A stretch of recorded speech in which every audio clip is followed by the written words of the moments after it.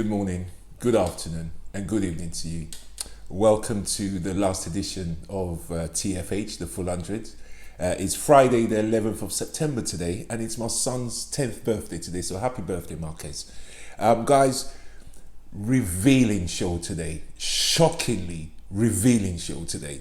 Those of you who have followed Trump and his hoax and all of that propaganda and conspiracy that he's spewed in the last few months since the coronavirus started, this video is for you. So guys, without further ado, let's get to today's show. Right, guys, let me give you the context of the show. There's a guy called Bob Woodward. He's one of those old school journalists. He's an old boy. He doesn't do journalism like that anymore. He just writes books. He writes books on presidents. So he's got his money. He's served his dues on the beat. Anyway, this geezer done a book a couple of years ago on Trump, which Trump didn't take part in. So this time round, he was doing the next book. Trump decided he's going to take part in this book back in February. Now, remember where we were in February. America had 0 deaths. Britain had 0 deaths. This thing was like in Asia. We were wondering what it was. So that's the context of when he done this book. Now, the book was done like they do today by tape recording the meetings, and then you turn it into a book afterwards based on the tapes, right? Mr. Trump himself decides he's gonna do this thing. He gives the guy his mobile phone number. He says, contact me anytime I'm free, come down and we do a session. So they've done about 40 sessions. Anyway, he decides he's gonna be totally honest for the first time in his life. So these tapes are of Trump's honesty for the first time. I can honestly say this guy was telling the truth. So guys, what you're about to watch on this episode, yeah, is Trump when he's telling the truth to the public talk that he's been pushing out there, that many of you have run with. Many of his supporters have taken this unseriously because of this guy. So guys, let me start with the first clip. It's a 2-minute clip. Take a look at this. Terrible. See you on the other side. And Bernard out front tonight, caught on tape, the president in his own words tonight, revealing he knew a lot more about the deadly pandemic back in February than he ever let on. And not only that, he downplayed the dangers of coronavirus from the start. That is his word, not mine. These are stunning admissions by the president of the United States. So I want to play them for you. First, the president back in February. Okay, so that's what you're going to hear now. Back in February, President Trump speaking to veteran reporter Bob Woodward. And so what was President Xi saying yesterday? Well, we were talking mostly about the virus, and I think he's going to have it in good shape, but it's a very tricky situation. Indeed, it goes through air, Bob. That's always tougher than the touch. The touch, you don't have to touch things, right? But the air, you just breathe the air, and that's how it's passed. And so that's a very tricky one. That's a very delicate one. It's also more deadly than your strenuous flus. People don't realize we lose 25,000, 30,000 people a year here. Who would ever think that, right? I know. It's pretty amazing. And then I say, well, is that the same thing? This is more deadly. This is 5 per. This is 5% versus 1% and less than 1%. So this is deadly stuff. More deadly than the flu by massive margins, he's saying at the time, right? I mean, that's amazing. The president of the United States never told us that, never told the American people that.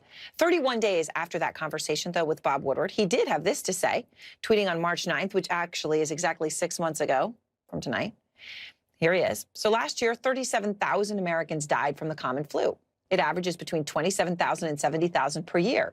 Nothing is shut down. Life and the economy go on. At this moment, there are 546 confirmed cases of coronavirus with 22 deaths.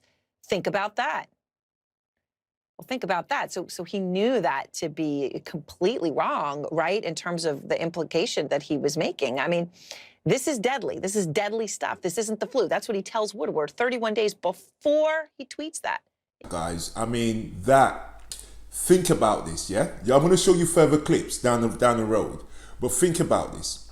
All of this confusion we have over masks, whether the virus is just a flu or not, whether it's all of that is down to this guy. Now, you should be shocked that this guy knew how serious this thing was. And he kept telling people it's going to go away, it's just a flu. His defense the day after, because that happened 2 nights ago, yesterday was all a big fallout. His defense, I didn't want people to panic. When you don't want people to panic, you don't go out and tell them it's a hoax. When you don't want people to panic, you go out and you say to them, look, we've got this in hand. This is very serious. We need you guys to take precaution. You do what you have to do to protect your public. That's not what this guy did. Now, my next clip. You remember how this guy was coming out saying kids are immune. Kids, parents, send your kids back to school. Send your kids back to school. All the time he was pushing that, guys, he knew that this affected kids. He knew that he was putting your children at risk by sending them back to school. He knew that. He didn't care though. Okay? So guys, take a look at my second clip. Turning out it's not just old people, Bob, because today and yesterday some startling facts came out. It's not just older Yeah, exactly. young people, to plenty of young people. So Well, look at what's going on in- give me a moment of talking to somebody, going through this with Fauci or somebody who kind of it caused a pivot in your mind, because it's clear just from what's on the public record that you went through a pivot on this to, oh my God, the gravity is almost inexplicable and unexplainable. Well, I think, Bob, really, to be honest with you, Sure, I want you to I be. wanted to always play it down. I still like playing it down Yes, because I don't want to create a panic. That interview is from March 19th. Now, at that time, the U.S. death toll was 265. It is now almost 200,000. So tonight, though, it is clear that this whole, trying to prevent a panic is going to be the president's line of defense. I'm a cheerleader for this country. I love our country. And I don't want people to be frightened. I don't want to create panic. The last thing you want to do is create a panic in the country. The best word is panic. We don't want to have to show panic. Again, this is not about stopping people from panicking. This was about telling people the truth, that they can get really sick, that they can die, that in fact the numbers he had showed that he thought it was 10 times deadlier than the flu, not to tell people, oh, the flu is so much worse, don't worry about it, right? That, according to the former head of the Centers for Medicare and Medicaid Services. But Trump was not honest. And again, from the time this country started shutting down, that dishonesty, right, the total difference of what he said to Bob Woodward and what he said to all of us now just is so stark. Watch. And we're prepared, and we're doing a great job with it, and it will go away. Just stay calm, it will go away. There are certain sections in the country that are in phenomenal shape already. Other sections are coming online. Other sections are going down. It'll go away at some point. It'll go away. It may flare up, and it may not flare up. We'll have to see what happens. And the crisis is being handled, and we are likewise getting under control. They are dying. That's true. And it is what it is. But that doesn't mean we control as much as you can control it. And now the White House tonight trying to rewrite history as they defend the president. The president has never lied to the American public on COVID. The president never downplayed the virus. Except for Kayleigh, he said on tape that he did. So that's kind of an absurd thing to say. And the tapes don't lie. The president, though, did. I mean, what is there to say? That's why I do this channel, because none of the other YouTube channels that many of you will see and watch will bring you this side of events, will bring you this side of the truth, because they don't even watch the news. I mean, you can't call this fake news, can you? It's in the man's voice. The man's saying it himself. No one can call this fake news. But people want to say, oh, you're recording it off CNN. I don't care who owns them. If they put me on CNN speaking in my voice and I'm saying this and that, then it's the truth, bro. It don't matter who runs the channel. It don't matter. None of that don't matter. What I deal with on this channel, I bring you real news. No matter who publishes it. It's a factual event. So if something's gonna, it's on my channel. Guys, this guy has caused so much strife and so much antagonism over this coronavirus. People coming out in guns, people calling nurses fake actors, that they're not really nurses, people fighting and getting chucked off planes because of masks. When I tell people all of that chaos is down to one person, they don't believe me. They think, no, I don't want to wear masks. No, guaranteed if there was someone in the White House, if there was no political matter about masks, we won't be where we are regarding masks and anything else around this virus. I want to go on to the next issue now, which is just listen to how this journalist breaks down the fact that down to him, this is what I'm trying to say to people, down to him, people did not take this seriously. Now, he says his supporters didn't take it seriously, but I know many black folk, many of my friends who say they don't support Trump, but everything that comes out their mouth is on the same parallel with Trump. Take a look at this. That the Chinese were seeing this in large numbers in asymptomatic people, but yet months went on before the president embraced masks. Well, a tornado was coming to the United States in January, and the president of the United States knew how lethal this tornado was, and yet he failed to warn the public. If you're trying to understand why his supporters haven't taken this seriously, it's because he told them not to.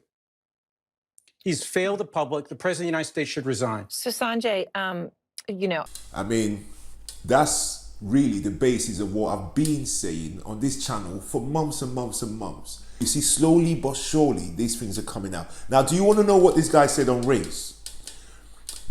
We know he's racist. The Bob Woodward, the journalist, said to him, gave him an out. He said, look, me and you, we came from privilege, man. My dad was a lawyer, then became a judge. So I had a nice upbringing. Your dad was a real estate agent, left you a lot of money, got you started in life. Can you see that we have privilege? And do we need to come out of that bubble on the outside and look and see what black people feel when they feel they are being denied privilege? This guy accuses him of drinking the Kool-Aid. It's unbelievable. Take a look.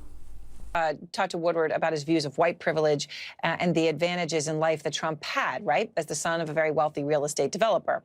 Take a listen to that. But let me ask you this. I mean, we share one thing in common. We're white, privileged, my father was a lawyer and a judge in Illinois, and we know what your dad did. And do you have any sense that privilege has isolated and put you in a cave to a certain extent? As it put me, and I think lots of white privileged people, in a cave, and that we have to work our way out of it to understand the anger and the pain particularly black people feel in this country? Do you? No, you really drank the Kool-Aid, didn't you? Listen to you. Wow. No, I don't feel that at all.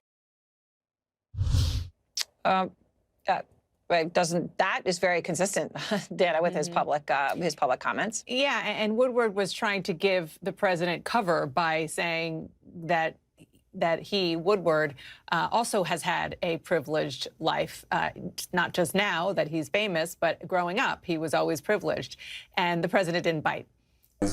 Mate, if there was ever a definition of a diehard racist from day one, this is it.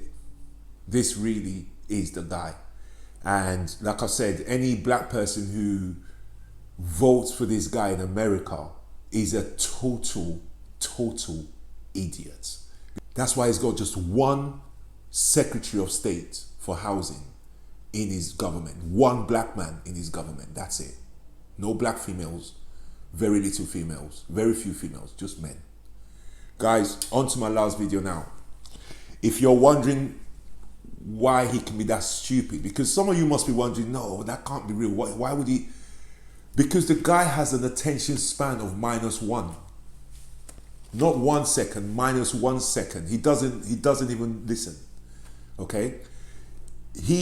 When he made these tapes, it's like he put them in a compartment and just kept spewing his rubbish.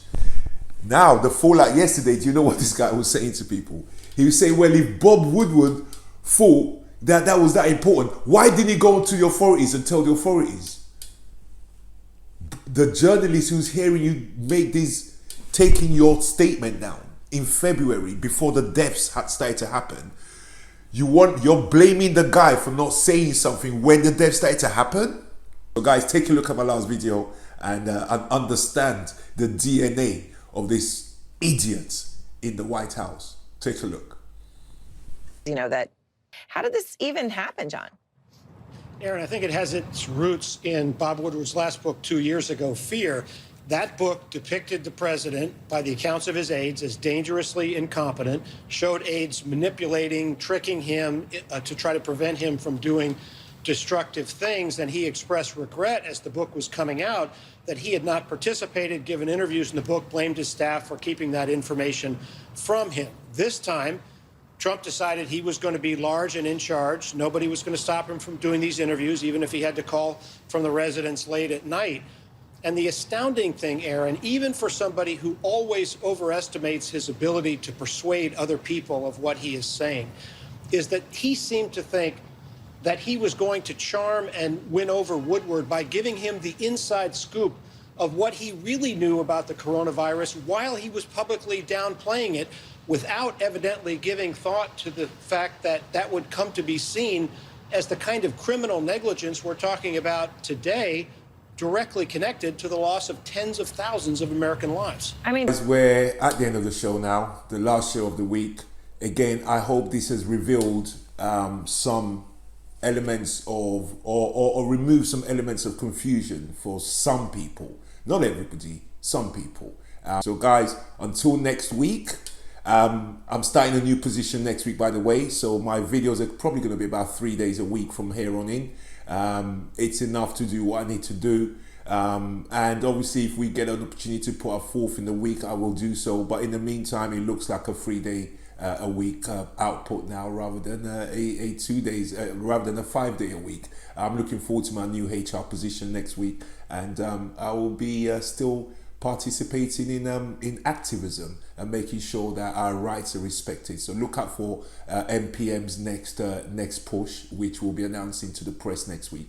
So in the meantime, have a fantastic weekend, guys, and I'll see you all on Monday. Take care. Bye bye now.